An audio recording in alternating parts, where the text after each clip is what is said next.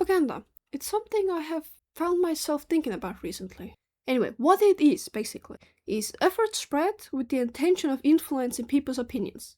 It can be anything. It can be memes, videos, ads, books, songs. A very basic form of propaganda is a message being repeated and repeated and repeated until people get used to it. It doesn't come out of the blue. It creeps in slowly and grows with time. Often, strong propaganda is shaped around leaders and ideologies. But what am I saying? We all know what propaganda is in theory, right? We have all seen extremist propaganda posters from World War II. And I find that people tend to believe that type of extremist propaganda, for example, like with Russia or with North Korea in our age, is what propaganda is. But compared to World War II, we live in a very different time. A time where propaganda is mainly in social media, and making and sharing propaganda is easier than ever with AI. Propaganda is absolutely everywhere around us, from grocery store advertisements to even the most democratic newspapers. We see world leaders, we see politicians post propaganda, pictures and memes. For example, the most prominent of them that I think we have all seen is the one Trump posted depicting himself as Jesus. But Trump is a difficult man to talk about because he's like a 4-year-old. And we can never be sure if there's any actual thought behind his words, or did he just think, this shows me in a good light, I will promote this. But still, him as Jesus is a very good example of recent propaganda, of very clear propaganda, a propaganda that I also found people didn't really recognize. Like, of course it's weird, like, why is he posting himself as Jesus? First of all, that's offensive, that's weird, there are so many things wrong with that. But people seem to recognize it as something weird, but not as propaganda, which I found very interesting, and which was what inspired me to make this video.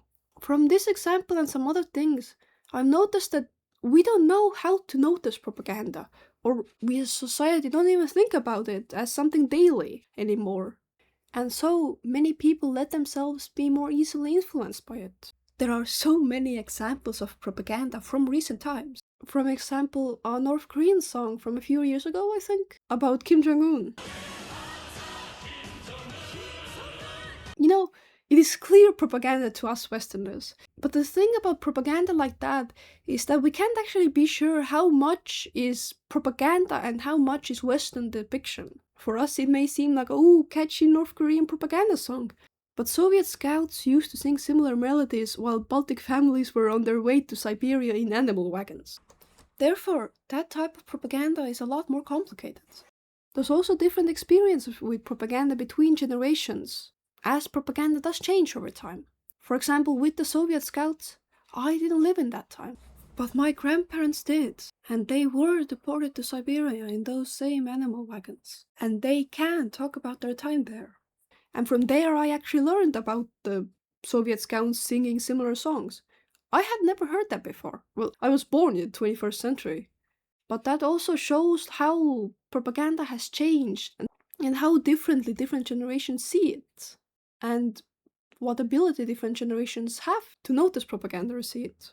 My grandma lived through the Soviet time, World War II, while my mother lived in the post-Soviet time, and now me, who is living in the social media time. The USA and Russia and Ukraine, Iran, Palestine and all of that. But the one similar thing throughout all these times is the use of propaganda. And all of the countries that I mentioned use propaganda in varying levels of clarity for the regular person. I talked about this topic with my history teacher. An interesting thing he brought out is the change in meaning of symbols. For example, swastika, of course today we recognize it as the symbol for Nazis, but originally it is a sign of peace. Or the ribbon of St. George, which historically in the 18th century was a ribbon for bravery and honor. But now in the 21st century, the ribbon has been used more to promote Russian nationalism and militarism, and has been awarded to pro-Russian, especially military people. So the Russian government and Putin used the historic meaning of the ribbon and changed it to something they could use that would promote their ideas and their ambitions and their plans. And that is a very good example of propaganda. Another change in symbols could be, for example, Kim Jong-un memes. Like, are they just memes that use Kim Jong-un, or are they promoting his cult of personality? It's very unclear in some senses. Media like that could get people more accustomed to that type of propaganda. But could is the main word here. With stuff like that, you have to be very source critical. Who made it, who posted it, for what reasons, possibly, when, to where. All of these things are very important to think about to understand the actual goals of the author. Of course, it doesn't really matter with random people on the internet posting memes, but with politicians, or with, as I talked about before, with Trump. What is he trying to accomplish here? Again, he's a 4-year-old, we don't know what he's actually thinking, so that is very complicated. But still, in general, I think it is something that needs to be thought about. Thinking about all those things is very, very important. Not maybe to analyze like a Reddit post, but posts by politicians, by heads of nations, by people with actual influence, because their words and their actions are the ones that actually influence masses of people.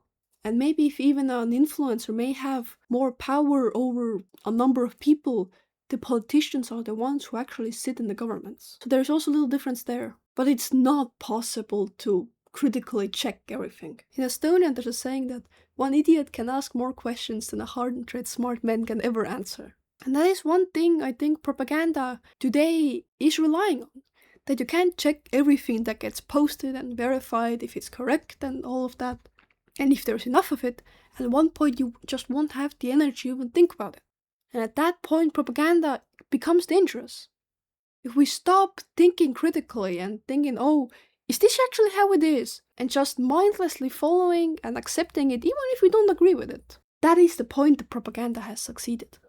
And because of that, propaganda today is that much more dangerous. Because it is easier than ever to make propaganda and to share propaganda with AI through social media. Another interesting type of propaganda that my history teacher told me about is this kind of indirect propaganda. For example, in Estonia, there are right now people trying to get this practice space for the Estonian military built, but there are people who are very against that. But those people fighting against the practice grounds are also Estonians. So it's a situation Estonians versus Estonians for an Estonian cause. But actually the people fighting against the thing are more supporting Russia. It would be beneficial to Russia if the Estonian military wouldn't be that advanced, if we wouldn't get the training grounds. And therefore it's like indirect propaganda supporting the Russian cause. I don't exactly know how to explain it. It's kind of difficult in English. But it was a very interesting thought from my history teacher and I want to share it. It is a very specific example though. So something maybe broader is the influencers. For example, I think all of us have heard from one source or another about looksmaxing. Well, that is also propaganda, in a sense. That is influencers trying to say that, yes, looks are the most important thing, and here is this and this and this and this. Trying to make their point be the right one, and get as many people as they can to follow that. I mean, we can understand. Looksmaxing is such a dumb thing. What? Is horrible, and I think it is absurd, and the average person can understand. But there will always be these quote-unquote useful idiots that will believe everything and follow the propaganda, and those people may not even realize that they're supporting an absurd cause, that they're being influenced by propaganda. The best way to fight against propaganda and not be influenced by it, or be influenced as much as you allow yourself to be, is simply being educated. Is knowing history, I think, is one very important thing, but also being analytical, which is a skill that I find school helps develop. Propaganda is a very, very wide term. I mean, as I said before, it can be pretty much anything.